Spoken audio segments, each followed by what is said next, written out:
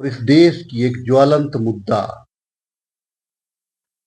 एक ऐसे समुदाय जिसको इस देश का मूल बासिंदा भी कहा जाता है, और वो अपने जीवन में पूरा जीवन जीने के लिए, अपने अस्तित्व की रक्षा के लिए, अपने जल जंगल जमीन की रक्षा के लिए पूरा जद्दोजहद कर रहा है।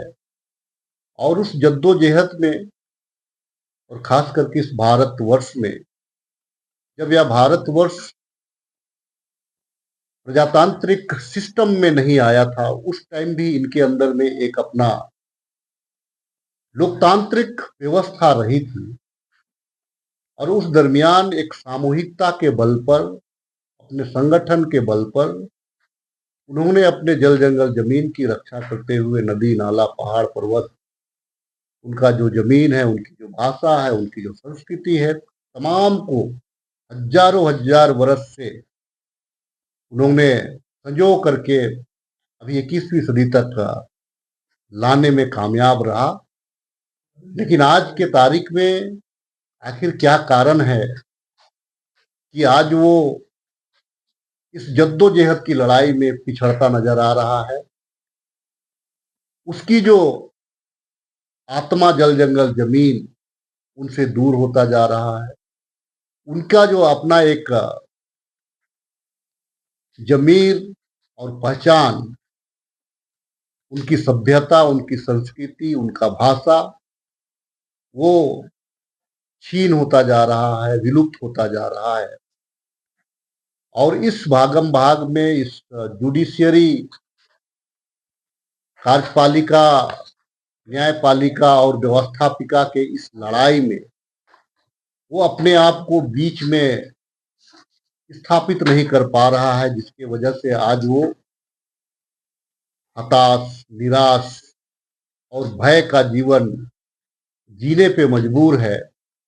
कहीं उसको नक्सली करार दिया जाता है, कहीं उसको कानून को नहीं मानने वाला कहा जाता है, कहीं उसको मुख्य धारा से अलग व्यक्ति, मुख्य धारा से अलग समाज कहा जाता है। अगर हम हिंदी सिनेमा या जितने भी चीजों में हम देखेंगे तो उनका पहचान नंगा भूखा के रूप में दर्शाया जाता है, झीगा लाला करते हुए दिखलाया जाता है। हम तमाम लोगों का, पूरा भारतीय सभ्यता समाज का एक सॉफ्ट कॉर्नर उनके प्रति नजर आता है, चाहे वो पत्रकार हो, चाहे वो न्यायालय हो, चाहे वो ब्यूरोक्रेट्स हो। तमाम लोगों के प्रति सारे लोग ये कहते नजर आते हैं कि आदिवासी समाज एक उनके लिए सोचते हैं, एक दया का दृष्टि, दया बोध कराते हैं। लेकिन जब अमली जामा हकीकत में आप देखेंगे तो आज महान महान कानून होते हुए भी, एट्रोसिटी एक्ट जैसे कानून होते हुए भी, आज वो अपने लिए लड़ाई लड़ रहा है। आज इसी सिलसिले में तमाम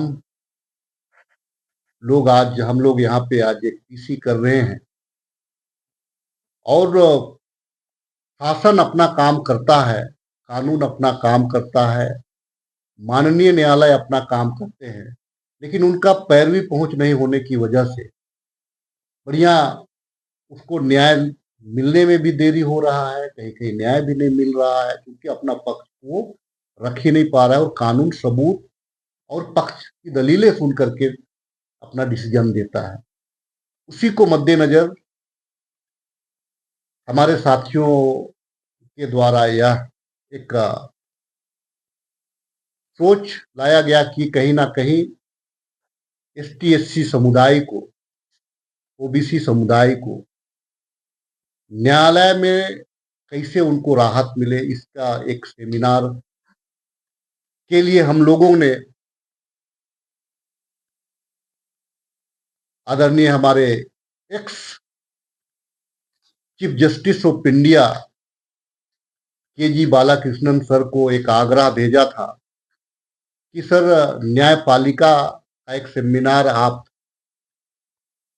में उपस्थित होकर के झारखंड वासियों को, देशवासियों को, यहाँ के एसटी एससी को आप एक मार्गदर्शन दे, आपके आने मात्र से, आपके व्याख्यान से यहाँ एक मैसेज जुडिशरी में भी जाएगा, ब्यूरोक्रेसी में भी जाएगा, सरकारों में भी जाएगा। तो उस आग्रह को आदरणीय के.जी. बालाकृष्णन सर, जो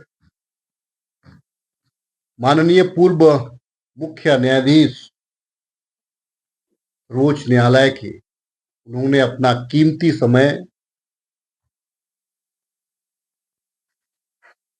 14 मार्च के लिए दिया है। उन्होंने अपना कन्फर्मेशन, हमने आग्रह जो किया था आदिवासी कल्याण केंद्र के माध्यम से, हमने जो आग्रह किया था उस आग्रह को स्वीकार करते हुए आज उन्होंने 14 मार्च को अपना कीमती समय देने का एक कन्फर्मेशन हम लोगों को दिए हैं। नया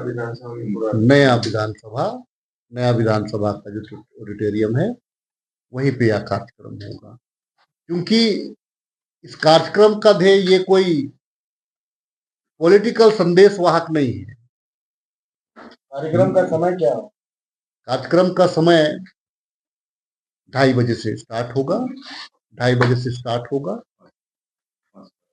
और वो 6 बजे तक चलेगा।